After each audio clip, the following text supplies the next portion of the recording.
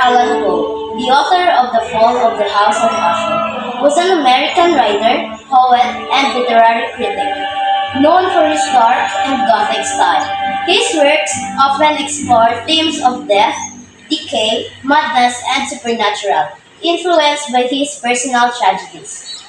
Poe was orphaned at a young age. He was taken in by the Allen family but had strained relation with his foster father, John Allen, over money and Poe's desire to become a writer.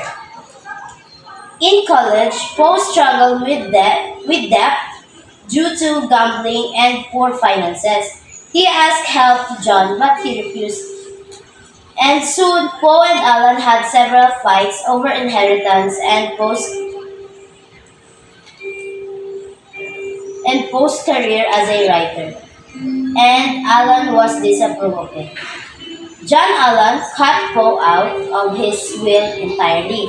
While he died in 1834, Allen left him with no inheritance. So itong napatay si John Allen kay wala niya gid gitagaan sa or wala gid siya naghatag sa inheritance para kay Poe.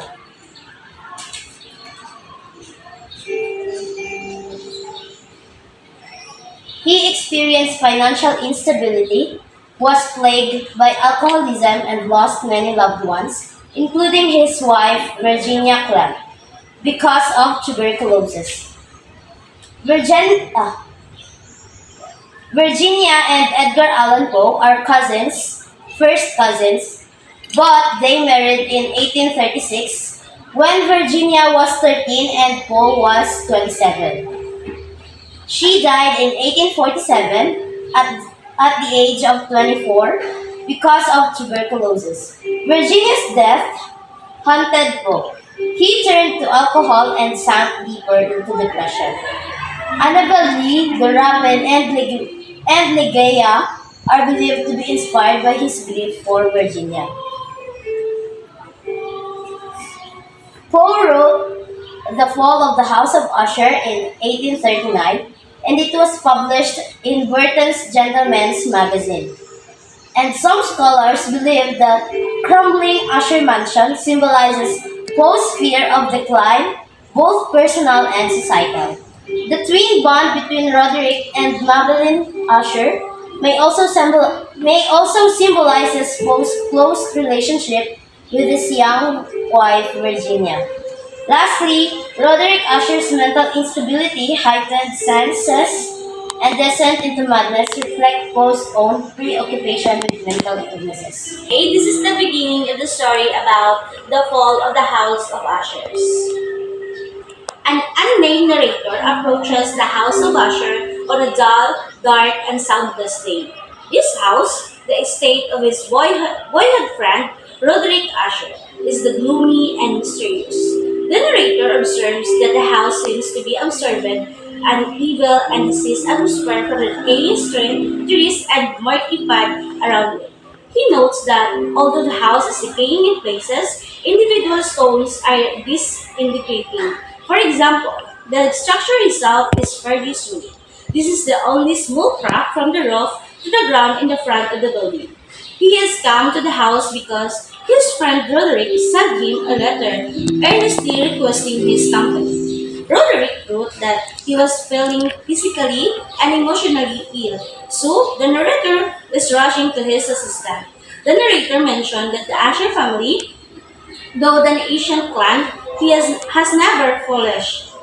Only one member of the Asher family has survived from generation to generation, thereby forming a direct line of descent without any outside branches. The Asher family has become so identified with its estate that the peasantry confuses the inhabitant with their home. Good afternoon. I'll be continuing the summary of the story, The Fall of the House of Usher. So the narrator, which is Roderick's friend, visited him who is very sick and scared. Roderick lives in a dark, creepy old house that feels strange and sad. Roderick says he is not afraid of pain, but of fear itself. He is emotionally affected of his twin sister named Madeline, who suffers from a mysterious illness that for a short period she would fall asleep as if she is dead.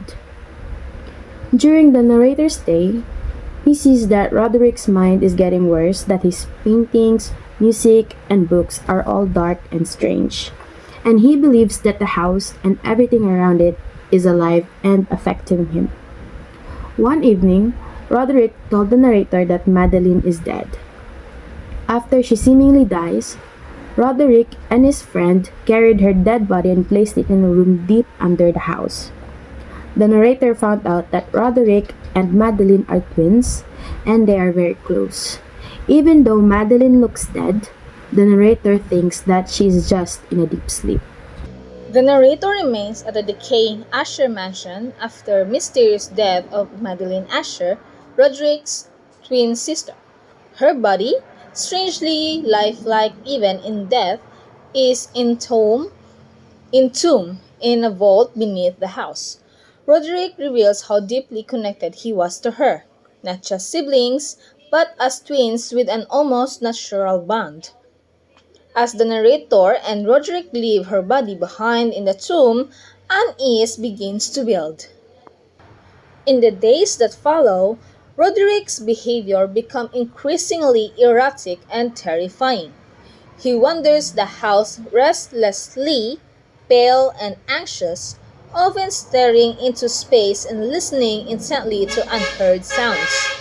The narrator, though at first skeptical, begins to feel the same creeping dread. The atmosphere of the house, gloomy rooms, dark tapestries, and the ever-present storm outside seems to infect his thoughts and emotions. On a seventh or eighth night after Madeline's burial, the narrator cannot sleep. Haunted by a sense of unnatural fear, he hears faint, eerie sounds coming from within the house. Suddenly, Roderick appears at his door, pale and wild-eyed, speaking strangely about vision and sounds. To calm him, the narrator opens a book and begins to read aloud. But the story about a man breaking into a strange dwelling and encounter terrifying sights seems to come to life. Sounds described in the book begin to echo in the real world. Wood cracking, doors slamming, and a horrifying scream. The narrator tries to ignore it, but the sounds grow louder and clearer.